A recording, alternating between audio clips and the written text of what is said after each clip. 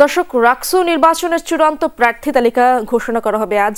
এরপরই আনুষ্ঠানিক প্রচারণায় নামবেন প্রার্থীরা। এই বিষয়ে আরো জানবো আমার সহকর্মী তারেক মাহমুদের কাছ থেকে। তারেক, বিকেলে তো চূড়ান্ত প্রার্থী তালিকা, নির্বাচনের সার্বিক প্রস্তুতির কেমন দেখছেন আপনি? ইশরাত, সার্বিক প্রস্তুতির কথা যদি বলি, এখনও আমি রয়েছি রাজশাহীর বিশ্ববিদ্যালয়ের যে পরিবহন মার্কেট সহ আরও কয়েকটি জায়গাতে প্রার্থীরা দেখছি যে তারা কিন্তু মাঠে অলরেডি নেমে পড়েছেন। তারা যারা বাইরে যারা শিক্ষার্থী রয়েছেন, যারা ভোটার রয়েছেন, তাদের কাছে যাচ্ছেন। তারা কিছু প্রস্তুতিও নিয়েছেন। আমরা একটু তাদের কাছে একটু জানতে চাই, আপনারা প্রচারণার কি প্রস্তুতি নিয়েছেন? এবং আপনি একটু আগে বলছিলেন যে আপনার হ্যান্ডবিল থেকে সার্বিক প্রস্তুতিগুলো রেডি আছে, ব্যালট নম্বরটি পেলেই সেটি করা হবে, কি অবস্থা? হ্যাঁ, আমরা ইতিমধ্যেই আমাদের বিভিন্ন কার্যক্রম আমরা চালিয়ে যাচ্ছি।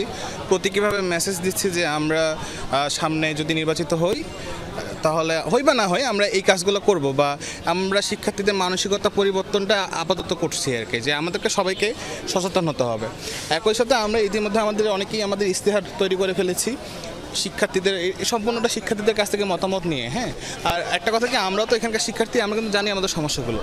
এছাড়াও আমরা যে হ্যান্ডবিল বা যে বুকমার্ক বা যেগুলো তৈরি করছি, এগুলো কিন্তু শিক্ষার্থীদের পছন্দের অনুযায়ী এখানে একটা শ্বাস ড্রপ রয়েছে আর কি, সবার একটা পছন্দের তালিকায় একটা উৎসব কাজ করছে। এই ধন্যবাদ আপনাকে।